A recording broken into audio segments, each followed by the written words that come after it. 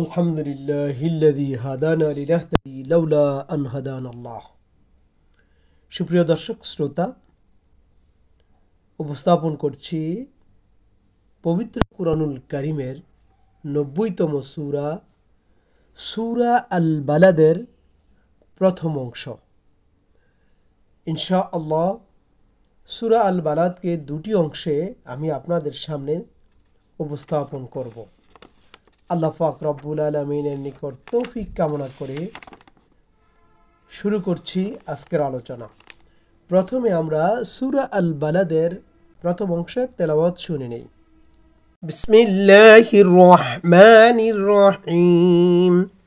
লা উকসিমু বিহাযাল বালাদ ওয়া আনতা হিল্লুম বিহাযাল বালাদ ووالد وما ولد لقد خلقنا الإنسان في كبد أيحسب أن لن يقدر عليه أحد يقول أهلكت مالا لبدا أيحسب أن لم يراه أحد ألم نجعل له عينين ولسانا وشفتين وهديناه النجدين।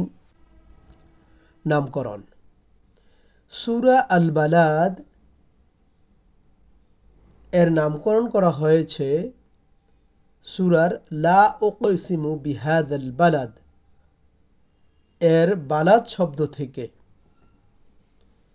সূরাটির নাজিলের সময়কাল, এই সূরাটির বিষয়বস্তু ও বর্ণনা ভঙ্গি একথা প্রমাণ করে যে মক্কায় মুআজ্জমার প্রথম যুগে সূরাগুলোর মতোই এই সূরাটি অবতীর্ণ হয়েছে।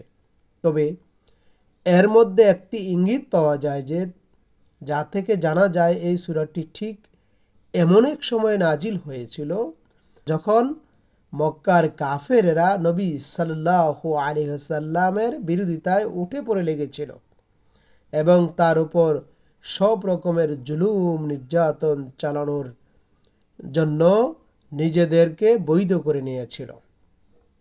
সূরাটির বিষয়বস্তু ও মূল বক্তব্যে সূরাটিতে বলা হয়েছে একটি অনেক বড় বিষয়বস্তুকে এই সূরার মাত্র কয়েকটি ছোট ছোট বাক্যের মাধ্যমে উপস্থাপন করা হয়েছে।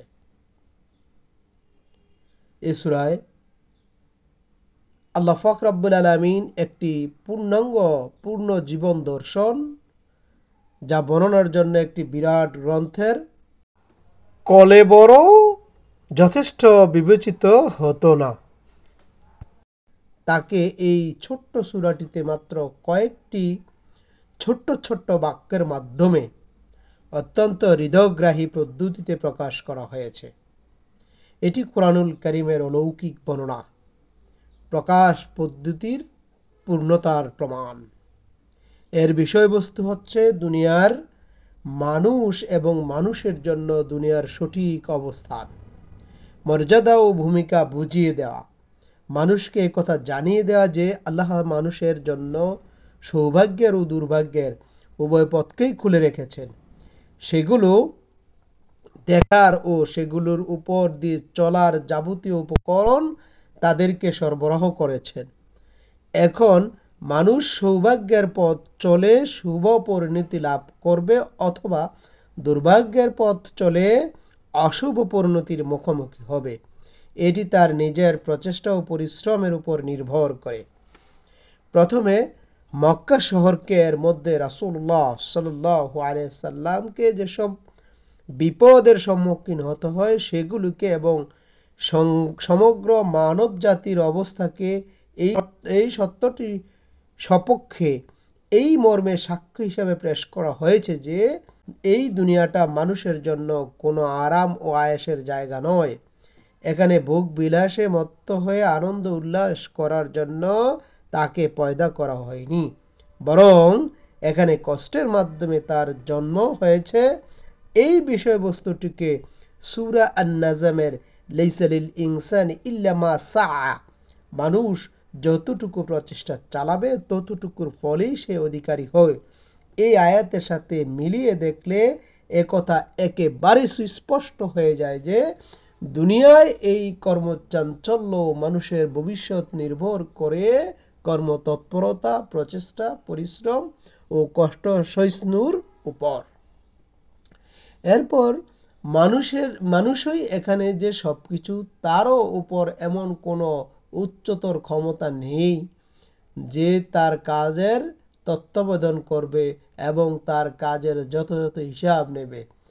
তার এই ভুল ধারণা দূর করে দেওয়া হয়েছে এই সূরায়। তারপর মানুষের বহুতর জাহিলি নৈতিক চিন্তাধারার মধ্য থেকে একটিকে দৃষ্টান্ত স্বরূপ গ্রহণ করে দুনিয়ার অহংকার শ্রেষ্ঠত্বের যেসব ভুল মানদণ্ডের প্রচলন করে রেখেছে তা তুলে ধরা হয়েছে।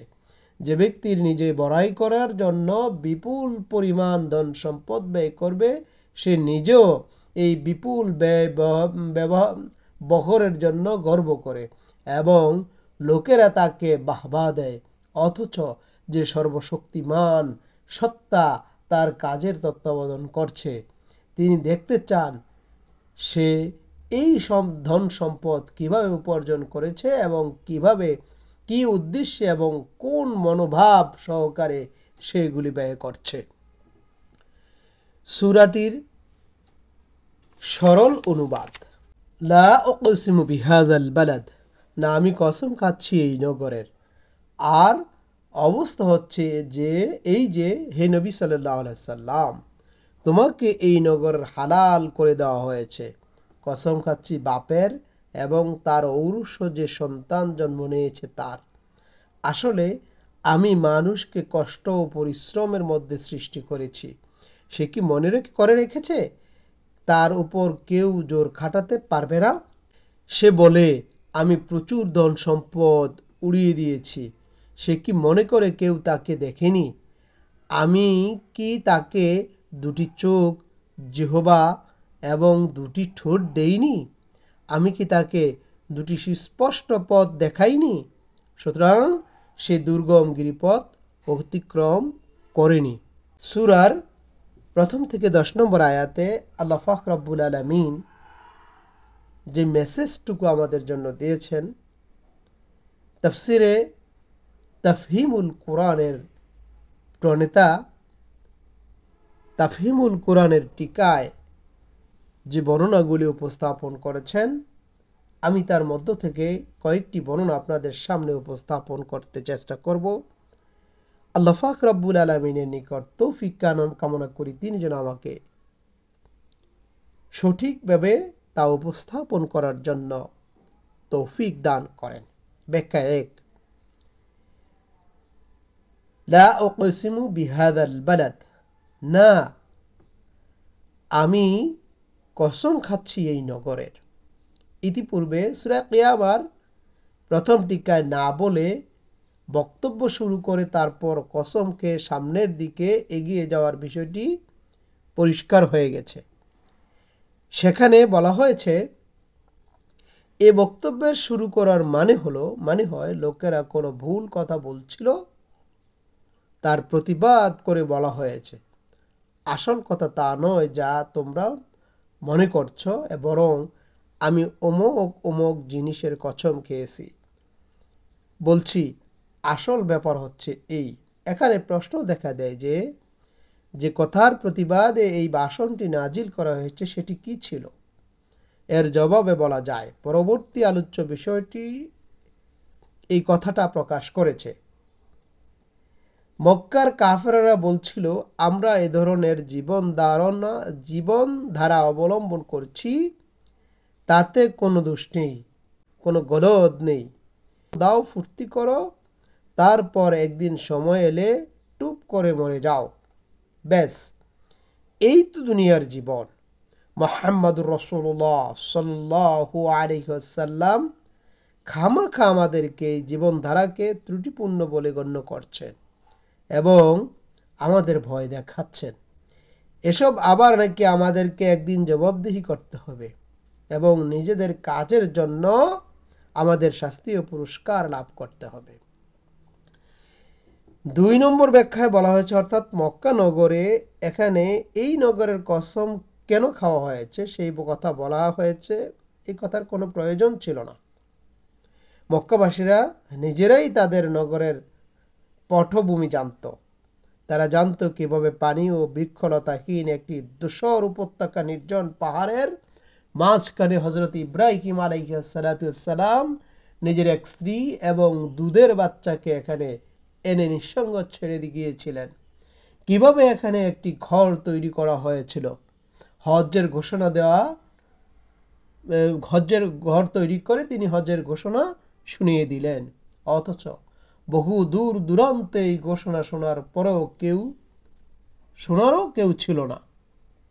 তারপর কিভাবে একদিন এই নগরটি সমগ্র আরবের কেন্দ্রে পরিণত হলো এবং এমন একটি হারাম সম্মানিত স্থান হিসাবে গণ্য হলো, যা শত শত বছর পর্যন্ত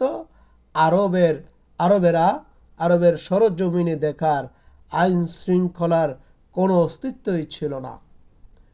এই নগরটি ছাড়া আর কোথাও শান্তি ও নিরাপত্তার কোনো অস্তিত্বই খুঁজে পাওয়া যেত না। 3 নম্বর ব্যাখ্যা মূলত বলা হয়েছে আনতা হিল্লুম বিহাদাল বালাদ। এখানে মুফাসসিরগণ এর 3টি অর্থ বর্ণনা করেছেন। তুমি এই শহরের মুকিম অর্থাৎ মুসাফির নও, তোমার মুকিম হবার কারণে এই শহরের মর্যাদা ও শ্রেষ্ঠত্ব বেড়ে গেছে। 2, যদি এই শহরটি হারাম, তবুও এমন এক সময় আসবে যখন কিছুক্ষণের জন্য এখানে যুদ্ধ করা তোমার জন্য হালাল হয়ে যাবে। 3, এই শহরের বনের পশুদের পর্যন্ত মেরে ফেলা এবং গাছপালা পর্যন্ত কেটে ফেলা আরববাসীদের নিকট হারাম এবং সবাই এখানে নিরাপত্তা লাভ করে। কিন্তু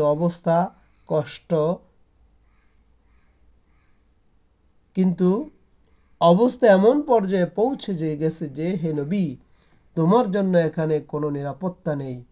তোমাকে কষ্ট যন্ত্রণা দেয়া এবং তোমাকে হত্যা করার উপায় উদ্ভাবন করা হালাল করে নেওয়া হয়েছে। যদিও এখানে ব্যাহত শব্দের মধ্যে 3টি অর্থেরই অবকাশ রয়েছে, তবুও পরবর্তী বিষয়বস্তু গভীরভাবে পর্যালোচনা করলে বোঝা যায় যে প্রথম 2টি শব্দ অর্থ এর সাথে কোনো সম্পর্ক রাখে না, তৃতীয় অর্থটির সাথে এর মিল দেখা যায়। ব্যাখ্যা 4, যেহেতু বাপ ও তার ঔরস্যে জন্মগ্রহণকারী সন্তানের ব্যাপারে ব্যাপক অর্থবোধক শব্দ ব্যবহার করা হয়েছে এবং সামনের দিকে মানুষের কথা বলা হয়েছে, তাই বাপ মানে আদম আলাইহিস সালামই হতে পারেন। আর তার ঔরস্য জন্মগ্রহণকারী সন্তান বলতে দুনিয়ার বর্তমান যত মানুষ পাওয়া যায়, যত মানুষ অতীতে পাওয়া গেছে এবং ভবিষ্যতে পাওয়া যাবে, সবাইকে বোঝানো হয়েছে। ব্যাখ্যা 5, উপরে যে কথাটির জন্য কসম খাওয়া হয়েছিল, এটি সেই কথা। মানুষকে কষ্ট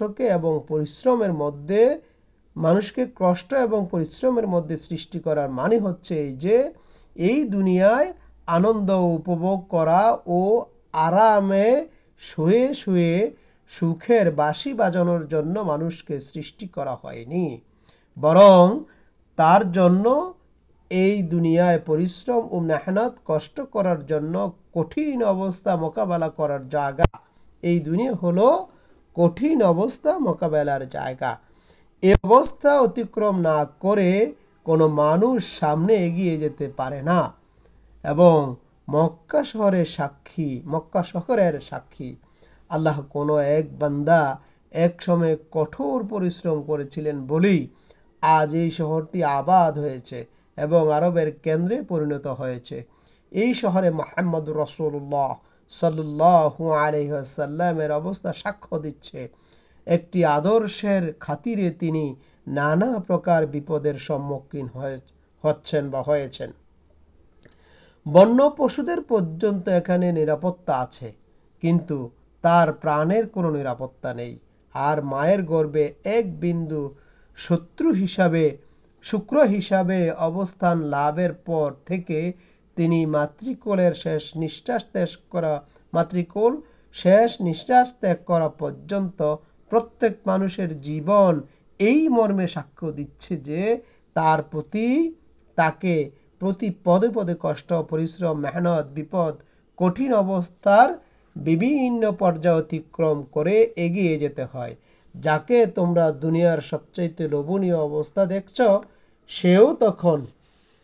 সেও যখন একটি সময় ছিল মায়ের পেটে অবস্থান করছিল, তখন সর্বক্ষণ তার মরে যাওয়ার ভয় ছিল। সেও মায়ের পেটে মরে যেতে পারত, অথবা গর্ভপাত হয়ে তার রফাদফা হয়ে যেতে পারত। প্রসবকালে তার মৃত্যু জীবনের মধ্যে মাত্র এক চুলের বেশি দূরত্ব ছিল না। জন্ম লাভ করার পর সে এত বেশি অসহায় ছিল যে দেখাশোনা করার কেউ না থাকলেও সে একাকী পড়ে মরে যেত। একটু হাঁটা চলার ক্ষমতা লাভ করার পর প্রতি পদে পদে আছাড় খেয়ে পড়ত। শৈশব থেকে যৌবন পর্যন্ত, তারপর বার্ধক্য পর্যন্ত তাকে এমন সব শারীরিক পরিবর্তনের মধ্য দিয়ে এগিয়ে যেতে দেওয়া হয়েছে যে এর মধ্যে কোনো একটি পরিবর্তন যদি ভুল পথে হতো তাহলে তার জীবন বিপন্ন হয়ে যেত। সে যদি বাদশা ও এক নায়ক হয় তাহলে কোনো সময় কোথাও তার বিরুদ্ধে কোনো ষড়যন্ত্র না হয় একই বয়সে এক মুহূর্তে নিশ্চিন্তে আরাম করতে পারত না। সে বিশ্ববিজয়ী হলেও তার সেনাপতিদের মধ্য থেকে কেউ তার বিরুদ্ধে বিদ্রোহ না করে বসে এই বয়সে সর্বক্ষণ তটস্থ থাকে। নিজের যুগে কারুনের মতো ধনী হলো, কিভাবে তার সম্পদ আরো বাড়বে এবং কিভাবে তা রক্ষা করবে এই চিন্তায় সবসময় পেরেশান হয়ে থাকে। মোট কথা, কোন ব্যক্তি নির্বিবাদে শান্তি, নিরাপত্তা, নিশ্চয়তা লাভ করেনি, কারণ মানুষের জন্মই হয়েছে কষ্ট ও পরিশ্রম, মেহনত এবং কঠিন অবস্থার মধ্যে। ব্যাখ্যা 6। এসব অবস্থার মধ্যে যে মানুষ ঘোর হয়ে আছে, সে কি অহংকারে মত্ত হয়ে আছে যে দুনিয়ায় সে যা ইচ্ছা করে যাবে, তারপর পাকড়াও করার বা তার মাথা নিচু করার মতো কোনো উচ্চতর কর্তৃপক্ষ নেই। অথচ আখেরাত আসার আগে এই দুনিয়াতেই সে প্রতি মুহূর্তে দেখেছে তার তদারকির উপর অন্য একজনের কর্তৃত্ব প্রতিষ্ঠিত রয়েছে। তার সিদ্ধান্তের সামনে তার নিজের সমস্ত জারি-জুরি, কলা কৌশল পুরোপুরি ব্যর্থ হয়ে যাচ্ছে।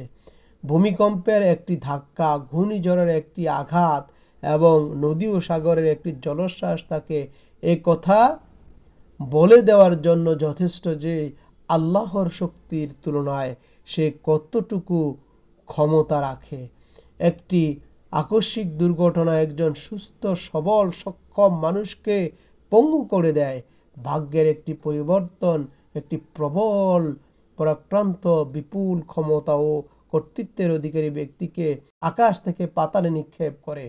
উন্নতির উচ্চতম শিখরে অবস্থানকারী জাতির ভাগ্য যখন পরিবর্তন হয়, তখন এই দুনিয়ায় যেখানে তাদের চোখে চোখ মেলাবার হিম্মত কারো ছিল না, সেখানে তারা লাঞ্ছিত ও পদদলিত হয়। এখানে মানুষের মাথায় কেমন করে একথার স্থান পেল যে তার উপর কোনো জোর খাটানোর লোক নেই বা কোনো জোর খাটাবে না। 7 নম্বর ব্যাখ্যায় বলা হয়েছে আনফাকতু মালাল লুবাদা, আমি প্রচুর ধন সম্পদ খরচ করেছি বলা হয়নি। আমি প্রচুর ধন সম্পদ খরচ করেছি বলা হয়নি, বরং বলা হয়েছে আহলাকতু মালাল লুবাদা, আমি প্রচুর ধন সম্পদ উড়িয়ে দিয়েছি। এই শব্দগুলো প্রকাশ করে বক্তা তার ধনসম্পদের প্রাচুর্যের কি পরিমাণ গর্বিত হয় তা বর্ণনা করা হয়েছে।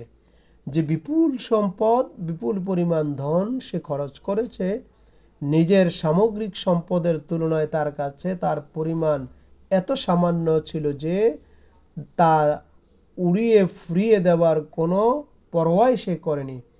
আর এই সম্পদ সে কোন কাজে উড়িয়েছে, কোনো প্রকৃত নেকির কাজে নয়।